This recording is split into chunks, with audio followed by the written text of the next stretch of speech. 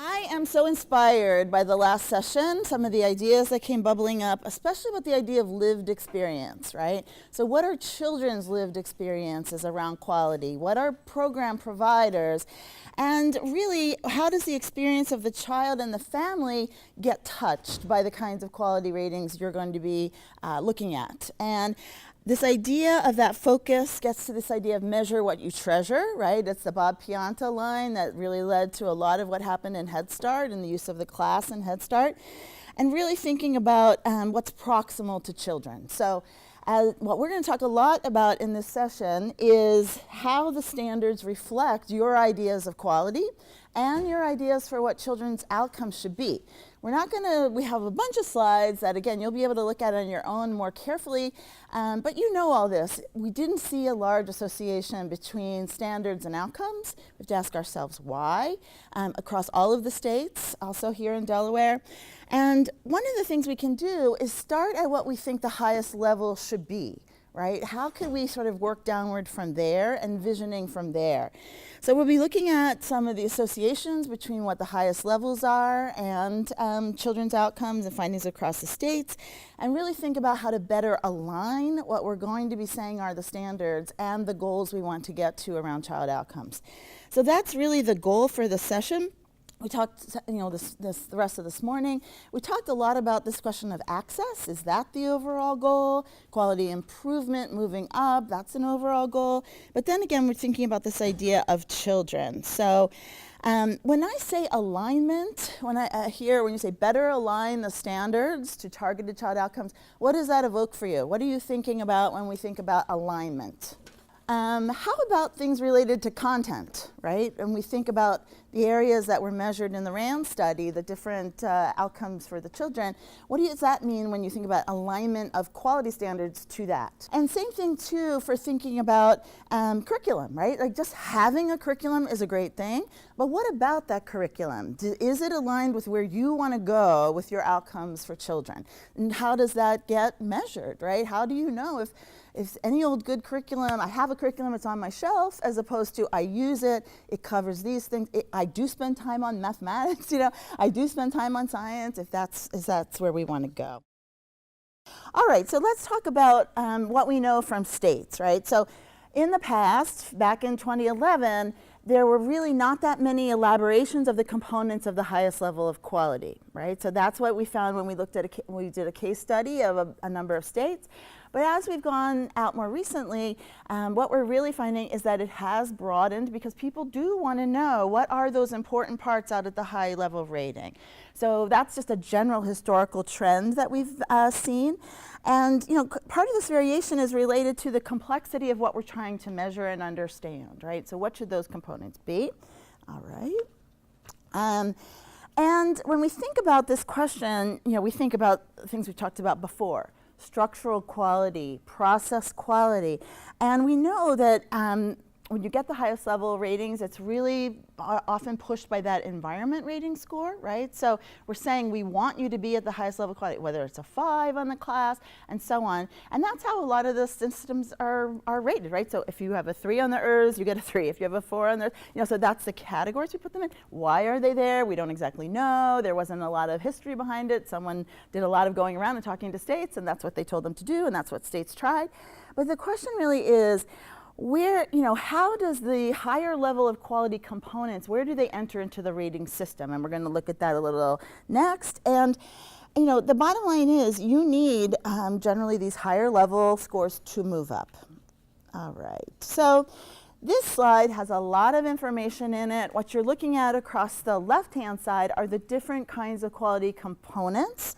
And the ones that have asterisks are the more structural ones, right? So class size, group size, health promotion, workforce qualifications, those are the ones with the red stars over there.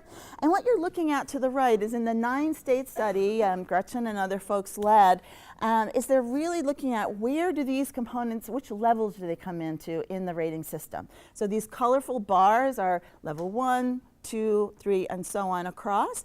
And what you're seeing is I think, really not that surprising, right? So, something like child care licensing and compliance, level 1 enters there, right? What about some of the other things? See accreditation there, 4th up from the bottom. Some of the states have it in level 2, some level 4, and then some level 5.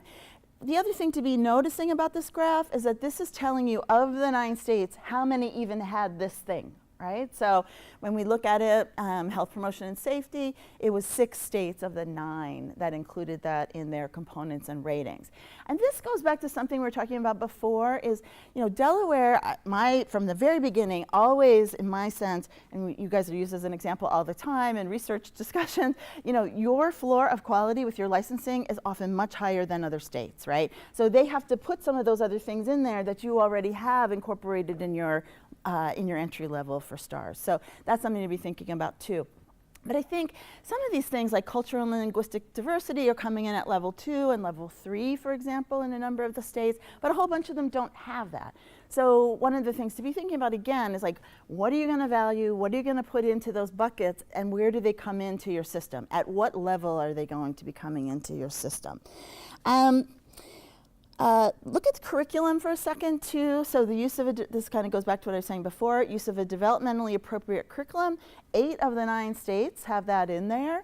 But again, where it enters is really variable. And we can think about why that might be and think about the lessons for Delaware as well as we unpack a little bit more about this.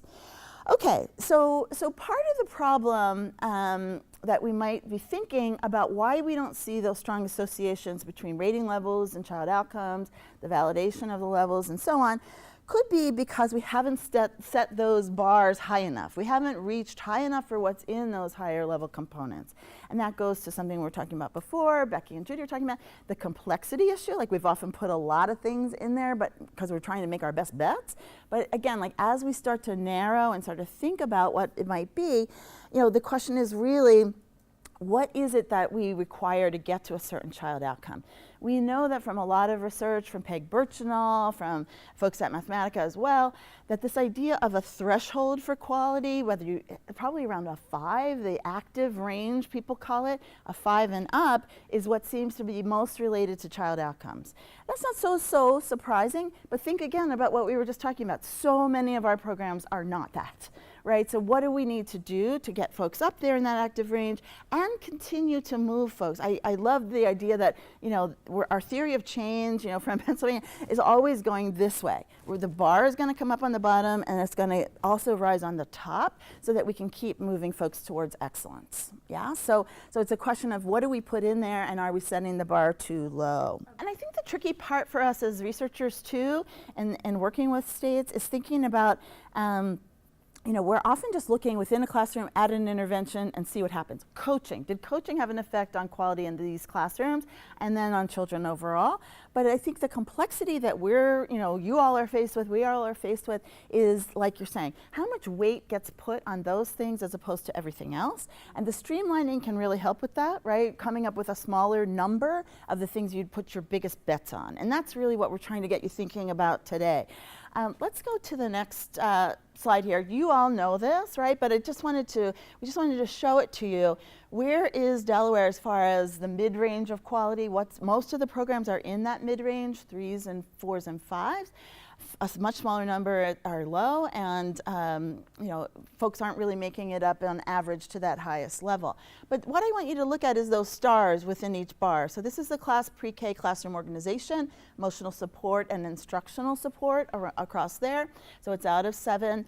But what you're seeing is a huge range across. So in class organization, you've got folks from all the way from under 2 to all the way up over 6. So it is happening, and it gets to the questions we were talking about before. Who is an example for excellence, and what is going on down here at the lower levels? But this is what you're sort of seeing as far as your distributions go, and that's something to be keeping in mind. Again, like, what do we think quality is with regard to our process measures, and then how does that translate into our overall ratings? Okay. This is another example of that. We won't go into this so deeply, but in the best of all possible worlds, from not in stars all the way up to star 5, you'd kind of want to see like a nice going up, right? A relationship between the star rating and the instructional support, for example. That's what you're looking at here.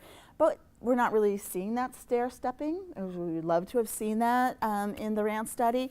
And then the other thing we're not seeing all that much is that there's a difference between not in stars and some of the lowest levels of ratings and higher levels. So that's what those brackets are showing you, which contrasts are statistically significant. And what we see here, for example, in starting with stars at the 1 and 2 levels, you know, it is different from star 5, the 2 and the 2.5. But again, it's a half of a point, right? What does a half of a point translate into? And those are the important things we need to be talking about. Some people think that you need like maybe a whole point, and there have been some findings related to that we'll talk about in a second.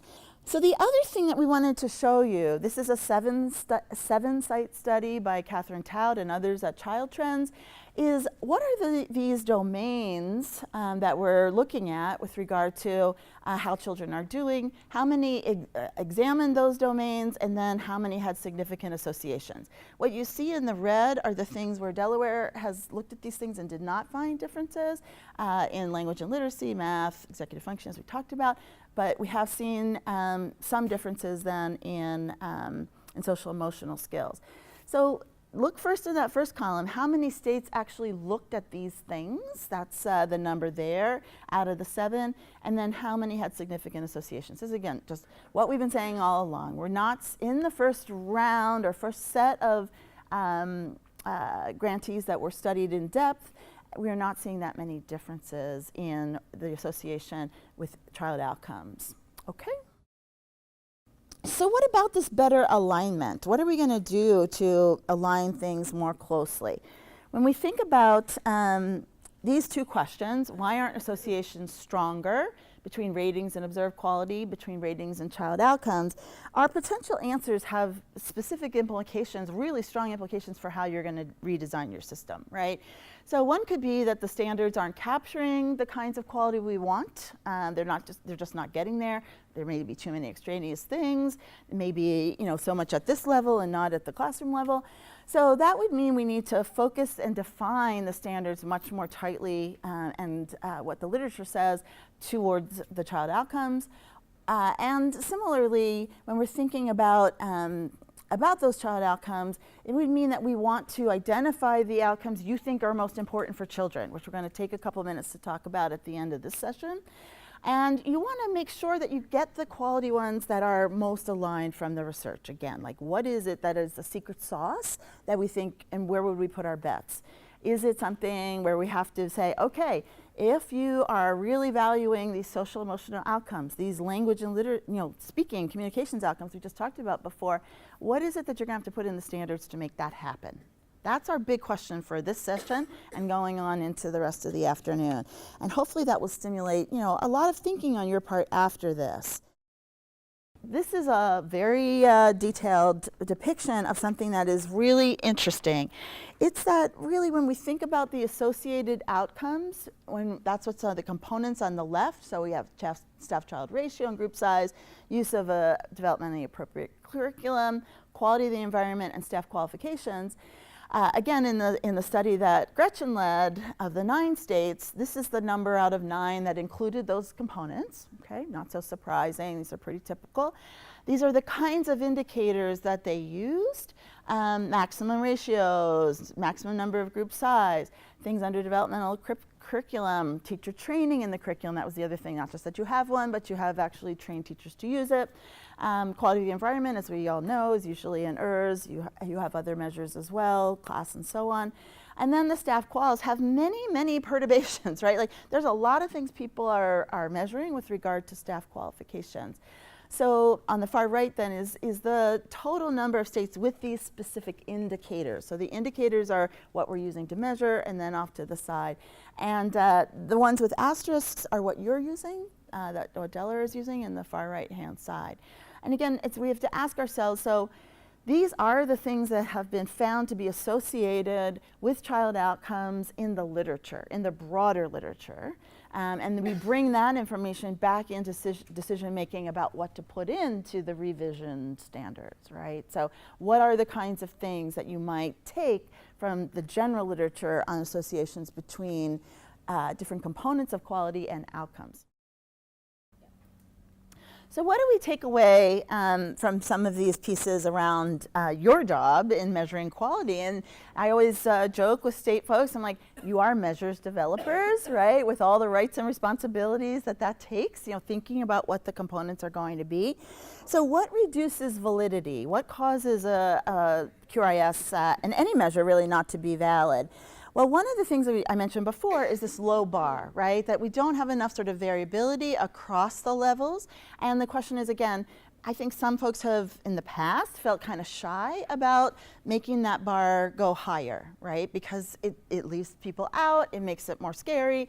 But again, if we're living in the CQI 2.0 kind of world, we have to develop this culture of safety, right? We have to have people feel like, yes, it's high stakes, yes, money is involved, but I need to be able to be honest with myself as far as our total ownership of the goal. We want to get to better quality and we want to get to better child outcomes.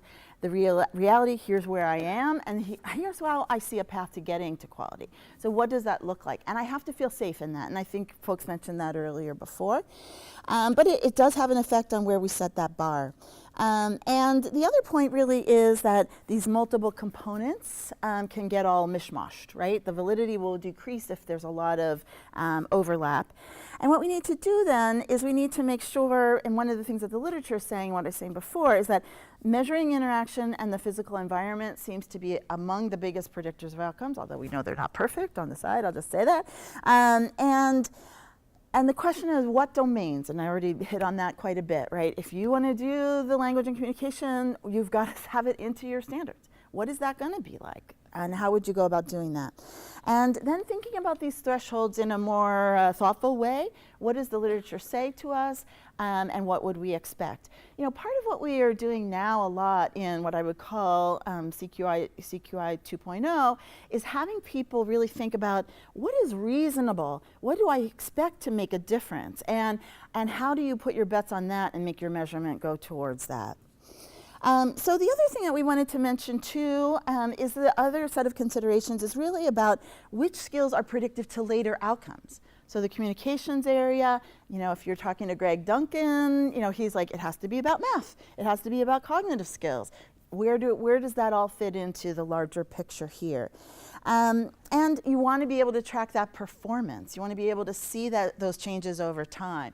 And that also has been a hard nut for a lot of QRISs if the quality rating is so far apart in time, whether it's 3 years in some cases and so on. Again, related to affordability, related to what the burden is on providers. What we really do want is we want measures that are predictive of later development. They're low burden, but they do a good job at getting at these thresholds for the outcomes we care about. And they track performance across all ages, right? They track performance in infant toddler, in pre-K, and in school age.